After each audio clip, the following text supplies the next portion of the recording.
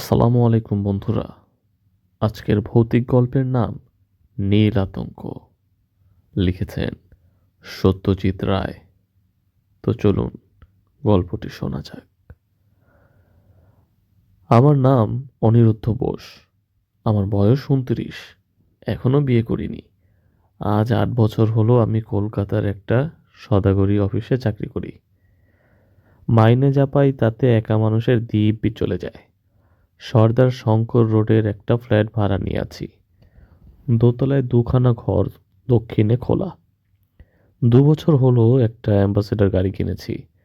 সেটা আমি নিজেই চালাই। অফিসের কাজের বাইরে একটু আধটু সাহিত্য করার শখ আছে। আমার 3খানা গল্প বাংলা মাসিক পত্রিকায় বেরিয়েছে। চেনা মহলে প্রশংসাও পেয়েছি। তবে এটা আমি জানি যে কেবলমাত্র লিখে রোজগার করার মতো ক্ষমতা আমার নেই। গত কয়েক মাসের লেখা একদমই হয়নি। তবে বই পড়েছি অনেক। আর তার সবই বাংলাদেশের নীলের চাষ সম্পর্কে। এই বিষয়ে এখন আমাকে একজন অথরিটি বলা চলে। কবে সাহেবরা এসে আমাদের দেশে প্রথম নীলের চাষ শুরু করলো, আমাদের গ্রামের লোকদের উপর তারা কী রকম অত্যাচার করত, কিভাবে নীল বিদ্রোহ হলো, আর সবশেষে কিভাবে জার্মানি কৃত্রিম উপায়ে নীল তৈরি করার ফলে দেশের থেকে নীলের পাট উঠে গেল, এসবই এখন আমার নখদর্পণে। যে সাংঘাতিক অভিজ্ঞতার ফলে আমার মনে নীল সম্পর্কে এই কৌতূহল জাগলো, সেটা বলার জন্যই আজ লিখতে বসেছি। এখানে আগে আমার ছোটবেলার এক কথা একটু বলা দরকার। আমার বাবা মুঙ্গেরে নামকরা ডাক্তার ছিলেন। ওখানে আমার জন্ম, আর ওখানে এক মিশনারি স্কুলে আমার ছেলেবেলার পড়াশোনা। আমার এক দাদা আছেন, আমার চেয়ে 5 বছরের বড়।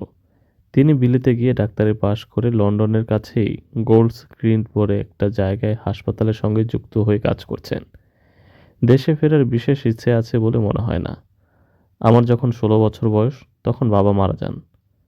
তার কয়েক মাস পরেই আমি মাকে নিয়ে কলকাতায় এসে আমার বড় মামার বাড়িতে উঠি। মামা বাড়িতে থেকেই আমি সেন্ট জোভিয়ার্স থেকে বিএ পাশ করি। তারপর একটা সাময়িক ইচ্ছে হয়েছিল সাহিত্যিক হবার, কিন্তু মার ধমকানিতে চাকরির চেষ্টা দেখতে হলো। বড় মামার সুপারিশেই চাকরিটা হয়ে গেল। তবে আমারও যে কিছুটা কৃতিত্ব ছিল না তা নয়। ছাত্র হিসেবে আমার রেকর্ডটা ভালোই। ইংরেজিটাও বেশ গড়গড় করে বলতে পারি। আর তাছাড়া আমার মধ্যে একটা আত্মনির্ভরতা ও স্মার্টনেস আছে, যেটা ইন্টারভিউয়ের সময় আমাকে নিশ্চয়ই সাহায্য করেছিল। মুঙ্গেরে ছেলেবেলার কথাটা বলতে হয়তো আমার চরিত্রের একটা দিক বুঝতে সাহায্য করবে। কলকাতায় একনাগাড়ে বেশি দিন থাকতে আমার প্রাণ হাঁপিয়ে ওঠে। এত লোকের ভিড়, ট্রাম বাসের ঘরঘরানি, এত হই হল্লা, জীবন ধারণের এত সমস্যা। মাঝে মাঝে ইচ্ছে করে এইসব থেকে ছুটে বেরিয়ে চলে যাই। আমার গাড়িটা কেনার পর কয়েকবার এটা করেওছি। ছুটির দিনে একবার ডায়মন্ড হারবারে, একবার পোর্ট ক্যানিং, আর একবার দমদমের রাস্তা দিয়ে সেই একেবারে হাসনাবাদ পর্যন্ত ঘুরে এসেছি। একাই গিয়েছি প্রতিবার, কারণ এই ধরনের আউটিংয়ে উৎসাহ প্রকাশ করার মতো কাউকে খুঁজে পাইনি। এ থেকে বোঝাই যাবে যে কলকাতা শহরে সত্যি করে বন্ধু বলতে আমার তেমন কেউই নেই। তাই প্রমোদের চিঠিটা পেয়ে মনটা খুশিতে ভরে উঠল। প্রমোদ ছিল আমার মুঙ্গেরের সহপাঠী। আমি কলকাতায় চলে আসার পর বছর চারেক আমাদের মধ্যে চিঠি লেখালেখি চলেছিল। তারপর বোধহয় আমার দিক থেকেই সেটা বন্ধ হয়ে যায়। হঠাৎ একদিন অফিস থেকে ফিরতেই চাকর গুরুদাস বলল, মামাবাড়ি থেকে লোক এসে একটা চিঠি দিয়ে গেছে। খামের উপর লেখা দেখেই বুঝলাম প্রমোদ। দুমকা থেকে লিখেছে, জংলি অফিসে চাকরি করছি, কোয়ার্টার্স আছে, দিন 7 ছুটি নিয়ে চলে আয়। ছুটি পাওনা ছিল বেশ কিছুদিনের, তাই যত দ্রুত সম্ভব অফিসের কাজ গুছিয়ে নিয়ে গত 27 এপ্রিল তারিখটা আজীবন মনে থাকবে, তল্পি তল্পা গুটিয়ে কলকাতার জঞ্জাল ঝঞ্ঝাট পিছনে ফেলে রওনা দিলাম দুমকার উদ্দেশ্যে। প্রমোদ অবশ্যই মোটরযোগে দুমকা যাওয়ার কথা একবারও বলেনি। ওটা আমারই আইডিয়া। 200 মাইল রাস্তা, বড়জোর 5-5.5 ঘন্টার ধাক্কা। 10টার মধ্যে ভাত খেয়ে বেরিয়ে পড়ব, দিনের আলো থাকতে থাকতেই পৌঁছে যাব। এই ছিল আমার মতলব।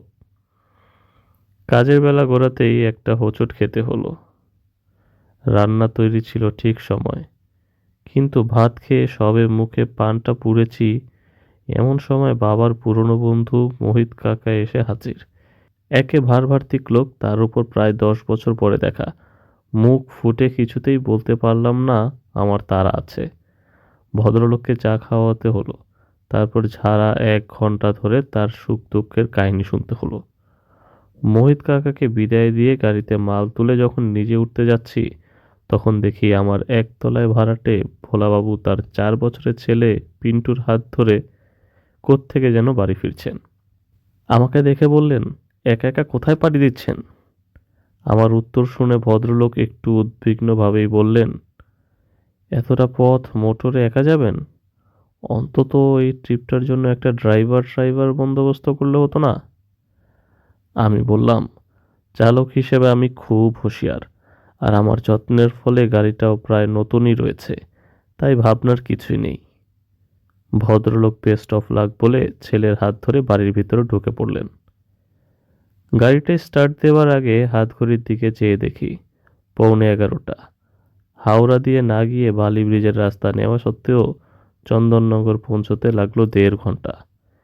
এই 30টা মাইল পেরোতে এত ঝক্কি, রাস্তায় এত বাজে ও আনরোমান্টিক যে মোটর যাত্রার প্রায় 16 আনা উৎসাহ উবে যায়। কিন্তু তার ঠিক পরেই শহর পেছনে ফেলে গাড়ি যখন ছোটে মাঠের মধ্যে দিয়ে, তখন সেটা কাজ করে একেবারে ম্যাজিকের মতো। মন তখন বলে, এর জন্যই তো আসা।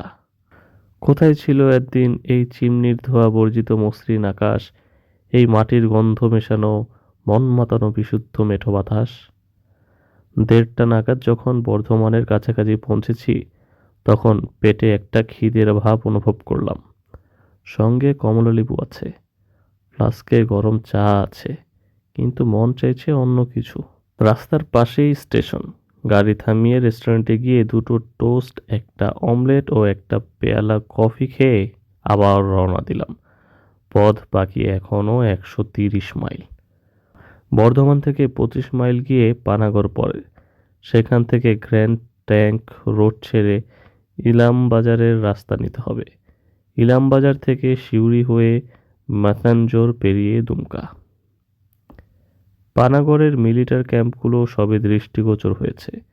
এমন সময় আমার গাড়ির পেছন দিক থেকে একটা বেলুন ফাটার মতো শব্দ হলো, আর সেই সঙ্গে গাড়িটা একপাশে একটু কেঁদড়ে গেল। কারণ অবশ্যই সহজেই বোধগম্য। গাড়ি থেকে নেমে সামনের দিকে চেয়ে বুঝতে পারলাম শহর এখনো কয়েক মাইল দূরে। কাছাকাছির মধ্যে মেরামতির দোকানের আশাটা মন থেকে মুছে ফেলতে হলো। সঙ্গে যে স্টেপনি ছিল না তা নয়, আর জ্যাক দিয়ে গাড়ি তুলে ফাটা টায়ার খুলে ফেলে তার জায়গাটা নতুন টায়ার পরানো আমার অসাধ্য কিছু নয়। তবু এক্ষেত্রে পরিশ্রম এড়ানোর ইচ্ছেটা অস্বাভাবিক নয়। আর গ্র্যান্ড ট্রাঙ্ক রোডের মাঝখানে দাঁড়িয়ে গাড়িতে টায়ার পরাবো, পাশ দিয়ে হুস হুস করে অন্য গাড়ি বেরিয়ে যাবে, আর আমার শোচনীয় হাস্যকর অবস্থাটা তারা দেখে ফেলবে, এটা ভাবতে মোটেই ভালো লাগছিল না। কিন্তু কি আর করা, 10 মিনিট এদিক ওদিক চেয়ে ঘোরাফেরা করে গঙ্গা বলে কাজে লেগে পড়লাম। নতুন টায়ার লাগিয়ে ফাটা টায়ার ক্যারিয়ার ভরে ডালা বন্ধ করে যখন সোজা হয়ে উঠে দাঁড়ালাম, তখন শার্টটা ঘামে ভিজে শরীরের সঙ্গে সেটে গেছে। ঘড়িতেও দেখি আড়াইটা বেজে গেছে। আবহাওয়াতে একটা গুমোট ভাব। ঘণ্টাখানেক আগেও সুন্দর হাওয়া বইছিল। গাড়ি থেকে দেখছিলাম বাঁশঝাড়ের মাথাগুলো নুয়ে নুয়ে পড়ছে। এখন চারিদিকে থমথমে। গাড়িতে ওঠার সময় পশ্চিমের আকাশ, নিচের দিকে দূরে গাছপালা, মাথায় একটা কালচে নীলের আভাস লক্ষ্য করলাম। মেঘ। ঝড়ের মেঘ কি কালবৈশাখী? ভেবে লাভ নেই, স্পিডোমিটারের কাঁটা আরও চড়াতে হবে। ফ্লাস্কটা খুলে খানিকটা গরম চা মুখে ঢেলে আবার রওনা দিলাম। ইলামবাজার পেরোতে না পেরোতেই ঝড়টা এসে পড়ল।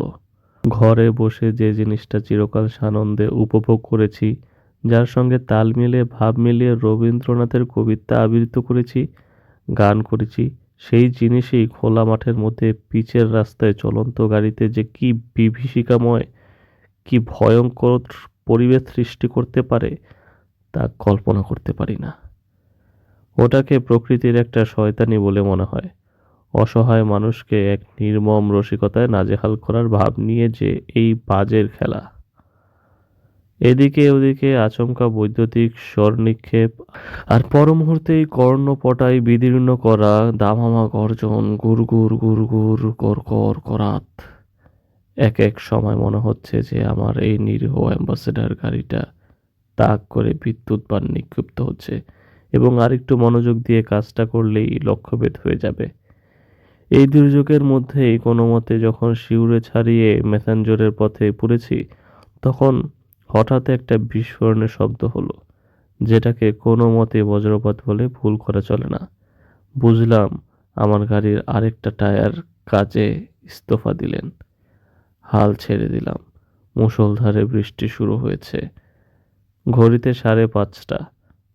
গত 20 মাইল স্পিডোমিটারের কাঁটাকে 15 থেকে 25-এর মধ্যে রাখতে হয়েছে, না হলে এতক্ষণ ম্যাসাঞ্জোর ছাড়িয়ে যাওয়ার কথা। কোথায় এসে পৌঁছালাম? সামনের দিকে চেয়ে কিছু বোঝার উপায় নেই। কাছের উপর জলপ্রপাত, ওয়াইপারটা সপাত সপাত করে শব্দ করে চলছে, কিন্তু সেটাকে কাজ না বলে খেলাই বলা ভালো। নিয়ম মতো এপ্রিল মাসে এখনো সূর্যের আলো থাকার কথা, কিন্তু ভাব দেখে মনে হয় রাত হলো বলে। আমার ডান পাশের দরজাটা একটু ফাঁক করে বাইরের দিকে তাকালাম। যা দেখলাম তাতে মনে হলো কাছাকাছির মধ্যে ঘন বসতি না থাকলেও দু একটা পাকা বাড়ি যেন গাছপালার ফাঁকে দিয়ে দেখা যাচ্ছে। গাড়ি থেকে নেমে যে একটু এদিক ওদিক ঘুরে দেখবো তার উপায় নেই। তবে তা না দেখেও যে জিনিসটা বলা যায় সেটা হলো এই যে, মাইলখানেকের মধ্যে বাজার বা দোকান বলে কোনো পদার্থ নেই, আর আমার সঙ্গে বাড়তি টায়ার তাও নেই। মিনিট 15 গাড়িতে বসে থাকার পর একটা প্রশ্ন মনে জাগলো, এতখানি সময়ের মধ্যে একটি গাড়ি বা একটি মানুষও আমার গাড়ির পাশ দিয়ে গেল না। তবে কি ভুল পথে এসে পড়েছি? সঙ্গে রোড ম্যাপ আছে, সিউড়ি পর্যন্ত ঠিকই এসেছি জানি, কিন্তু তারপরে যদি কোনো ভুল রাস্তায় মোড় ঘুরে থাকি, এই চোখ ধাঁধানো বৃষ্টিতে সেটা খুব অস্বাভাবিক নয়। কিন্তু যদি ভুল হয়ে থাকে, এটা তো আফ্রিকা বা দক্ষিণ আমেরিকার জঙ্গল নয় যে দিশেহারা হয়ে পড়তে হবে। যেখানেই এসে থাকি না কেন, এটা বীরভূমির মধ্যেই, শান্তিনিকেতন থেকে মাইল 50 বেশি দূর নয়। বৃষ্টি থামলেই সব মুশকিল আসান হয়ে যাবে। এমনকি হয়তো মাইল খানেকের মধ্যে একটা গাড়ি মেরামতের দোকানও পেয়ে যেতে পারি। পকেট থেকে হুইলসের প্যাকেট আর দেশওয়ালাই বের করে একটা সিগারেট ধরালাম। ভোলাবাবুর কথা মনে পড়ল। ভদ্রলোক নিশ্চয়ই ভুক্তভোগী, নইলে এমন খাঁটি উপদেশ দেন কি করে। এক তন্দ্রার ভাব এসে গিয়েছিল। হর্নের শব্দে সজাগ হয়ে উঠে বসলাম। বৃষ্টিটা একটু ধরেছে, তবে অন্ধকার গাঢ়তর। গাড়ির শব্দ, গাড়ির হর্নের শব্দ শুনতে পাচ্ছি তীব্রভাবে। পিছন ফিরে দেখি একটা লরি এসে দাঁড়িয়েছে। হর্ন দিচ্ছে কেন? আমি কি রাস্তার পুরোটা দখল করে আছি নাকি? দরজাটা খুলে নেমে দেখি লরির দোষ নেই। টায়ার ফাটার সময় গাড়িটা খানিকটা ঘুরে গিয়ে রাস্তার পুরোটা না হলেও প্রায় আধখানা আটকে রেখেছে। লরি যাওয়ার জায়গা নেই। গাড়ি সাইড খিজিয়ে আমার অসহায় ভাব দেখে বোধহয় পাঞ্জাবি ড্রাইভারটা নেমে এলেন। ক্যা হুয়া, পাংচার? আমি ফরাসি কাঁধে কাঁধ দুটোকে একটু উঁচিয়ে আমার শোচনীয় অবস্থা বুঝিয়ে দিলাম। বললাম, আপনি যদি একটু হাত লাগান তাহলে এটাকে একপাশে সরিয়ে আপনার যাবার জায়গা করে দিতে পারতাম। এবার লরি থেকে পাইজির সহকারী নেমে এলেন। তিনজনে ঠেলে স্টিয়ারিং ঘুরিয়ে গাড়িকে একপাশ করে দিলাম। তারপর জিজ্ঞেস করে জানলাম যে এটা দুমকার রাস্তা নয়, আমি ভুল পথে এসে গেছি। তবে সেটা মাইল 3-এর বেশি নয়। কাছাকাছির মধ্যে সারানোর কোনো দোকানও নেই। লরি চলে গেল। তার ঘর ঘর শব্দ মিলিয়ে আসার সঙ্গে সঙ্গে একটা বিশাল নৈশব্দ সৃষ্ট হলো, আর আমি বুঝলাম যে আমি অকুল পাথারে পড়েছি। আজ রাত্রের মধ্যে দুমকা পৌঁছানোর বিন্দুমাত্র সম্ভাবনা নেই, এবং রাতটা কিভাবে কাটবে তার কোনো ইঙ্গিত নেই। আশেপাশের ডোবা থেকে ব্যাঙের কোরাস আরম্ভ হয়েছে। বৃষ্টিটা কমের দিকে। অন্য সময় হলে মাটির সোঁদা গন্ধে মনটা মেতে উঠত, কিন্তু এই অবস্থায় নয়। আবার গাড়িতে উঠলাম, কিন্তু তাতেই বা কি লাভ?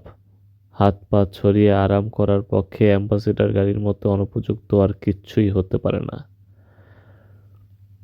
আরেকটা সিগারেট ধরাতে যাব, এমন সময় হঠাৎ পাশের জানলা দিয়ে একটি ক্ষীণ আলো এসে স্টিয়ারিং হুইলটার উপর পড়ল। আবার দরজা খুলে গলা বাড়িয়ে দেখি গাছের ফাঁক দিয়ে একটা আলোর চতুষ্কোণ দেখা যাচ্ছে। বোধহয় জানলা। ধোঁয়ার কারণ আগুন, কেরোসিনের আলোর কারণ মানুষ। কাছাকাছি বাড়ি আছে এবং তাতে মানুষও আছে। টর্চটা নিয়ে গাড়ি থেকে নেমে পড়লাম। আলোর দূরত্বও বেশি নয়। আমার উচিত এগিয়ে গিয়ে একটু অনুসন্ধান করা। একটা রাস্তাও রয়েছে, অপরিসর পথ, সেটা বোধহয় আলোরই দিক। আমি যে রাস্তায় আছি সেটাই এসে পড়েছে। পথের দুপাশে গাছপালার বন, তলার দিকে আগাছার জঙ্গল। কুছ পরোয়া নেই। গাড়ির দরজা লক করে রওনা দিলাম। যতদূর সম্ভব খানাখন্দ বাঁচিয়ে জলকাদার মধ্যে দিয়ে ছপাত ছপাত করে খানিক দূর হেঁটে একটা তেঁতুল গাছ পেরোতেই বাড়িটা চোখে পড়ল।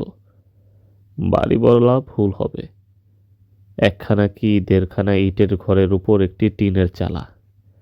ফাঁক করা দরজা দিয়ে ঘরের ভিতর একটা জ্বালানো লণ্ঠন, একটা ধোঁয়াটে ভাব, আর একটা খাটিয়ার কোণ লক্ষ্য করলাম। কই হ্যাঁ? একটা মাঝবয়সী বেটে গোঁফওয়ালা লোক বেরিয়ে এসে আমার টর্চের আলোর দিকে ভুরু কুঁচকে রইল। আমি আলোটা নামিয়ে নিলাম। কাহা সে আয়া বাবু? আমার দুর্ঘটনার কথা সংক্ষেপে বর্ণনা করে বললাম, এখানে কাছাকাছির মধ্যে রাত কাটানোর কোনো বন্দোবস্ত হতে পারে? যা পয়সা লাগে আমি দেব। ডাকবাংলো মেয়ে? ডাকবাংলো? সে আবার কোথায়? প্রশ্নটা মনে আসার সঙ্গে সঙ্গেই আমার বোকামোটা বুঝতে পারলাম। এতক্ষণ কেবল লণ্ঠন আর টর্চের আলোর দিকে দৃষ্টি থাকার ফলে আশেপাশে কি আছে দেখিনি। এবার টর্চটাকে ঘুরিয়ে আমার বাঁ দিকে ফেলতেই একটা বেশ বড় একতলা পুরনো বাড়ি চোখে পড়ল। সেটা দেখিয়ে বললাম, এটাই ডাকবাংলো? হ্যাঁ বাবু, লেকিন বিস্তার বিস্তার কুছ নেই হ্যাঁ, খানা ভি নেই মিলেগা। বিছানা আমার সঙ্গে আছে। খাট হবে তো? খাটিয়া হোগা। আর তোমার ঘরে তো উনুন ধরিয়েছ দেখছি, তুমি নিজে যা খাবে আমাকেও একটু দিলে হবে আর কি। লোকটা হেসে ফেলল। তার হাতের সেকা মোটা রুটি আর তার বউয়ের রান্না উড়দ কা ডাল কি আমার চলবে? বললাম, খুব চলবে। সব রকম রুটিই আমার চলে, আর উড়দ কা ডাল তো আমার অতি প্রিয় খাদ্য। এককালে কি ছিল জানি না, এখন নামেই ডাকবাংলো, তবে পুরনো সাহেবী আমলের বাড়ি, তাই ঘরের সাইজ বড় আর সিলিংটা পেল্লায় উঁচু। আসবাব বলতে একটি পুরনো নেয়ারের খাট, একপাশে একটা টেবিল, আর তার সামনে হাতল ভাঙা একটা চেয়ার। চৌকিদার আমার জন্য একটা লণ্ঠন জ্বালিয়ে এনে টেবিলের উপর রাখলো। বললাম, তোমার নাম কি হে? সুখন রাম বাবুজি। এ বাংলোয় লোকজন কোনো কালে কি এসেছে, না আমি প্রথম? সুখন রামের রসবোধ আছে, সে হেসে ফেলল। বললাম, ভূত টুত নেই তো? আরে রাম রাম, কত লোকই তো এসে গেছে, এখানে থেকেছে, কই এমন অপবাদ তো কেউই দেয়নি। এ কথায় একটু আশ্বস্ত হইনি তা বলতে পারি না। ভূতে বিশ্বাস করি বা না করি, এটুকু অন্তত জানি যে যদি ভূত থাকে এই বাংলোতে তাহলে সে সব সময়ই থাকবে, আর না থাকলে কোনো সময় থাকবে না। বললাম, এটা কতদিনের পুরনো বাড়ি? সুখন আমার বেডিং খুলে দিতে দিতে বলল, पहले ये नील कोठी था, एक नील का फैक्ट्री भी था नजदीक में, उसका एक चिमनी अभी तक खड़ा है और सब टूट गया। এই অঞ্চলে যে এককালে নীলের চাষ হতো সেটা জানতাম। মুঙ্গেরের আশেপাশের ছোটবেলায় পুরনো ভাঙা নীলকুঠি দেখেছি। সুখনের তৈরি রুটি আর কলের ডাল খেয়ে নেয়ারের খাটে বিছানা পেতে যখন শুলাম তখন প্রায় রাত 10:30। প্রমোদকে আজ বিকেলে পৌঁছবো বলে টেলিগ্রাম করেছিলাম। ও একটু চিন্তিত হবে অবশ্যই, কিন্তু সে নিয়ে ভেবে লাভ নেই। একটা আস্তানা যে পেয়েছি এবং বেশ সহজেই যে পেয়েছি সেটা কম ভাগ্যের কথা নয়। ভবিষ্যতে ভোলাবাবুর উপদেশ মেনে চলব। উচিত শিক্ষা হয়েছে আমার। তবে এটাও ঠিক যে এমনি শেখার চেয়ে ঠেকে শেখার দাম অনেক বেশি। লণ্ঠনটা পাশের বাথরুমে রেখে এসেছি। দরজার ফাঁক দিয়ে যেটুকু আলো এসেছে তাই যথেষ্ট। ঘরে বেশি আলো থাকলে আমার ঘুম আসে না। অথচ এখন যে জিনিসটা সবচেয়ে বেশি দরকার সেটাই হলো ঘুম। গাড়ি থেকে জিনিসপত্র সব বার করে নিয়ে সেটা লক করে এসেছি। বলাই বাহুল্য, এটুকু জোর গলায় বলতে পারি যে আজকালকার দিনে কলকাতার রাস্তায় গাড়ি ফেলে রাখাটা যতটা বিপজ্জনক, গ্রামের রাস্তায় তার চেয়ে হয়তো কিছু কমই। বাইরে বৃষ্টির শব্দ থেমে গেছে। ব্যাঙ আর ঝিঝির সমবেত কণ্ঠস্বরে রাত মুখর হয়ে উঠেছে। শহরের জীবনটা এত দূরে আর এত পিছনে সরে গেছে যে সেটাকে একটা প্রাগৈতিহাসিক পর্ব বলে মনে হচ্ছে। নীলকুঠি। দীনবন্ধু মিত্রের নীল দর্পণ নাটকের কথা মনে পড়ল। কলেজে থাকতে অভিনয় দেখেছিলাম কর্নওয়ালিস স্ট্রিটের কোনো এক পেশাদারি থিয়েটারে। ঘুমটা হঠাৎ ভেঙে গেল। কতক্ষণ পরে তা জানি না। দরজায় একটা খচমচ শব্দ হচ্ছে। ভেতরে হুড়কো দেওয়া। বুঝলাম বাইরে থেকে কুকুর বা শেয়াল জাতীয় একটা কিছু নখ দিয়ে সেটাকে আঁচড়াচ্ছে। মিনিট খানিক পরে আওয়াজটা থেমে গেল। আবার সব চুপচাপ। চোখ বুঝলাম, কিন্তু তা অল্পক্ষণের জন্য। একটা কুকুরের ডাকে ঘুমটা একেবারে গেল। বাংলার গ্রাম্য নেড়িকুত্তার ডাক এটা নয়। এ হলো বিলিতি হাউন্ডের হুংকার। এ ডাক আমার অচেনা নয়। মুঙ্গেরে আমাদের বাড়ির দুটো বাড়ি পরেই মার্টিন সাহেবের বাড়ি থেকে রাতে এ ডাক শুনতে পেতাম। এ তল্লাটে এমন কুকুর কে পুষবে? একবার মনে হলো উঠে গিয়ে দরজাটা খুলে দেখি, কারণ কুকুরটার ডাক বাংলোর খুব কাছেই রয়েছে বলে মনে হচ্ছে। তারপর মনে হলো সামান্য একটা কুকুরের ডাক নিয়ে এতটা মাথা ঘামানো কোনো মানেই হয় না। তার চেয়ে আবার ঘুমানোর চেষ্টা করে দেখা যাক। রাত কটা হলো? জানালা দিয়ে অল্প চাঁদের আলো আসছে। শোয়া অবস্থাতেই বাঁ হাতটা তুলে মুখের সামনে আনতেই বুকটা ধড়াস করে উঠল। হাতে ঘড়ি নেই, অথচ অটোমেটিক ঘড়ি যত পরে থাকা যায় ততই ভালো বলে ওটা শোয়ার সময় কখনো শুই না আমি। ঘড়ি কোথায় গেল? শেষটায় কি ঢাকাতে রাস্তানায় এসে পড়লাম নাকি? তাহলে আমার গাড়ির কি হবে? বালিশের পাশে হাত রিয়ে টর্চটা খুঁজতে গিয়ে দেখি সেটাও নেই। এক লাফে বিছানা থেকে উঠে মাটিতে হাঁটু গেড়ে বসে খাটের নিচে তাকিয়ে দেখি সুটকেসটাও উধাও। মাথা গরম হয়ে গেল। এর একটা ভিত করতেই হবে। হাঁক দিলাম, চৌকিদার! কোনো উত্তর নেই। বারান্দায় যাব বলে দরজার দিকে এগিয়ে খেয়াল হলো যে হুকটা যেমনভাবে লাগিয়ে শুয়েছিলাম ঠিক তেমনই আছে। জানালাতেও করাত। তবে চোর এলো কোথা দিয়ে? দরজার হুড়ুকটা খুলতে আমার নিজের হাতের উপর চোখ পড়ে কেমন জানি খটকা লাগলো। হাতে কি দেয়াল থেকে চুন লেগেছে, না পাউডার জাতীয় কিছু? এমন ফ্যাকাশে লাগছে কেন? আর আমি তো গেঞ্জি পরে শুয়েছিলাম। তাহলে আমার গায়ে লম্বা হাতা সিল্কের শার্ট কেন? মাথা ঝিমঝিম করতে লাগলো। দরজা খুলে বাইরে এলাম। ছাউখিটার নিজের গলার স্বর চিনতে পারলাম না, উচ্চারণও না। যতই মিশনারি স্কুলে পড়ি না কেন, বাংলা উচ্চারণের উগ্র সাহেবিয়ানা আমার কোনোদিনও ছিল না। আর চৌকিদারই বা কোথায়? আর কোথায় বা তার ঘর? বাংলোর সামনে ধুধু করছে মাঠ। দূরে আচ্ছা একটা বাড়ি দেখা যাচ্ছে। তার পাশে একটা চিমনির মতো স্তম্ভ। চারিদিকে অস্বাভাবিক নিস্তব্ধতা। আমার পরিবেশ বদলে গেছে। আমি নিজেও বদলে গেছি। ঘর্মাক্ত অবস্থায় ঘরে ফিরে এলাম। চোখটা অন্ধকারে অভ্যস্ত হয়ে গেছে। ঘরের সব কিছুই এখন দেখতে পাচ্ছি। খাট আছে, তাতে মশারি নেই। অথচ আমি মশারি টাঙিয়ে শুয়েছিলাম। বালিশ যেটা রয়েছে সেটাও আমার নয়, আমারটা ছিল সাধারণ। এটার পাশে বাহারে কুচি দেওয়া বর্ডার।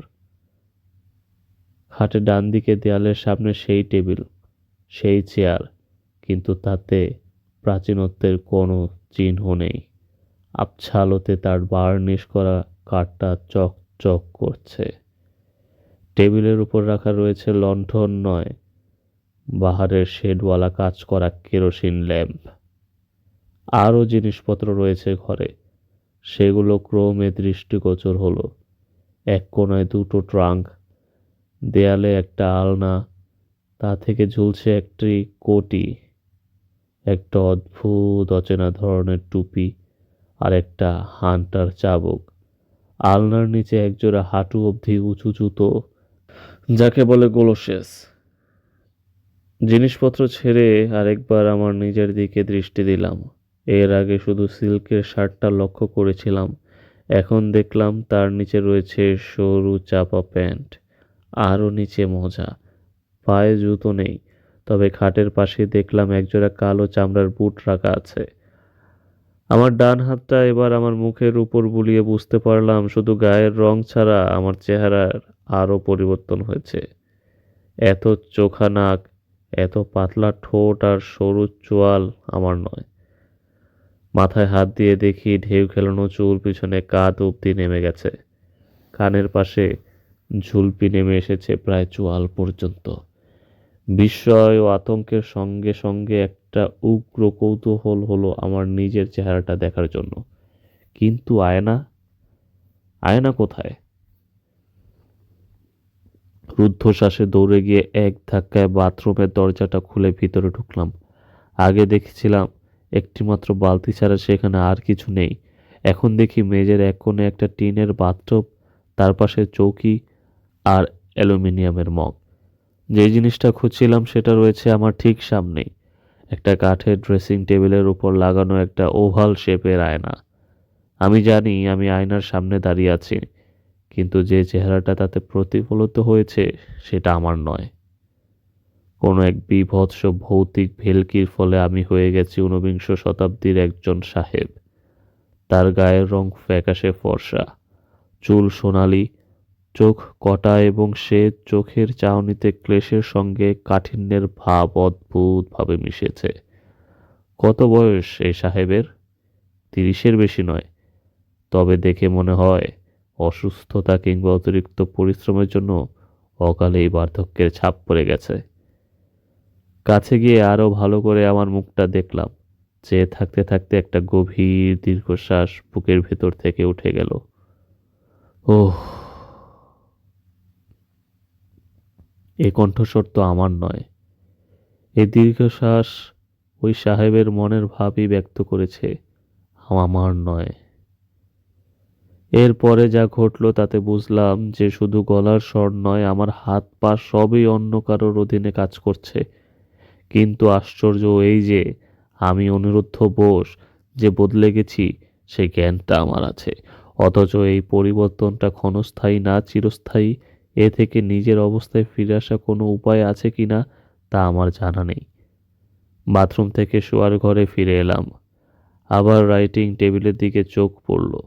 ল্যাম্পটা এখনো জ্বলছে। ল্যাম্পের নিচে খোলা অবস্থায় একটা চামড়া দিয়ে বাঁধানো খাতা, তার পাশে একটা দোয়াতে ডোবানো রয়েছে একটা খাগের কলম।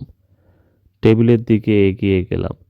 খাতার খোলা পাতায় কিছু লেখা হয়নি। কোনো এক অদৃশ্য শক্তি আমাকে চেয়ারে বসিয়ে দোয়াত থেকে কলমটা আমার ডান হাত দিয়ে তুলিয়ে দিল। সে হাত এবার বাঁ দিকে সাদা পাতার দিকে অগ্রসর হলো। ঘরের নিস্তব্ধতা ভেদ করে খসখস করে শব্দ করে খাগের কলম লিখে চলল, 27শে এপ্রিল 1868। কানের কাছে আবার সেই রাক্ষসে মশার বিনবিনুনি আরম্ভ হলো। শেষটায় এই সামান্য একটা পোকার হাতে আমার মতো একটা জাদরেল ব্রিটিশারকে পরাহত হতে হলো। ভগবানের এ কেমন বিধি! এরিক পালিয়েছে, পার্সি আর টনিও আগেই ভেগেছে। আমার বোধহয় এদের চেয়ে বেশি টাকার লোভ, তাই বারবার ম্যালেরিয়া আক্রমণ সত্ত্বেও নীলের মোহ কাটাতে পারেনি। শুধু তাই নয়, ডায়েরিতে মিথ্যে কথা বলা মহাপাপ। আরেকটা কারণ আছে, আমার দেশের লোক আমাকে হাড়ে হাড়ে চেনে। সেখানে থাকতেও তো কম কুকৃতি করিনি, আর তারা সে কথা ভোলেও নি। তাই ইংল্যান্ডে ফিরে যাবার সাহস নেই। বুঝতে পারছি এখানেই থাকতে হবে, আর এখানেই মরতে হবে। ম্যারি আর আমার 3 বছরের শিশু সন্তান টবির কবরের পাশেই আমার স্থান হবে। এত অত্যাচার করেছি এখানকার স্থানীয় নেটিভদের উপর যে আমার মৃত্যুতে চোখের জল ফেলার মতো একটি লোকও নেই এখানে। এক যদি মির্জান কাঁদে, আমার বিশ্বস্ত অনুগত বেয়ারা মির্জান। আর রেক্স, আসল ভাবনা তো রেক্সকে নিয়ে। হায় প্রভুভুক্ত কুকুর, আমি মরে গেলে তোকে এরা আস্ত রাখবে না রে। হয় ঢিল মেরে, না হয় লাঠির বাড়ি মেরে তোর প্রাণ শেষ করে দেবে। তোর যদি একটা ব্যবস্থা করে যেতে পারতাম। আর লিখতে পারলাম না, হাত কাঁপছে। আমার হাত নয়, ডায়েরি লেখকের। কলম রেখে দিলাম। এবার আমার ডান হাতটা টেবিলের উপর থেকে নেমে কোলের কাছে এসে ডান দিকে গেল। একটা দরজার হাতলে, একটা দেরাজের হাতল। হাতের টানে দেরাজ খুলে গেল। ভিতরে একটা পিন কুশন, একটা পিতলের পেপার ওয়েট, একটা পাইপ, কিছু কাগজপত্র। আরও খানিকটা খুলে গেল দেরাজ। একটা লোহার জিনিস চকচক করে উঠল। পিস্তল। তার হাতলে হাতির দাঁতের কাজ। আমার হাত পিস্তলটা বার করে নিল। হাতের কাঁপুনি থেমে গেল। বাইরে শেয়াল ডাকছে। সেই শেয়ালের ডাকের প্রত্যুত্তরে যেন গর্জিয়াল উঠল হাউন্ডের কণ্ঠস্বর। ঘেউ ঘেউ করে উঠল। চেয়ার ছেড়ে উঠে দরজার দিকে গেলাম। দরজা খুলে বাইরে, সামনে মাঠে চাঁদের আলো।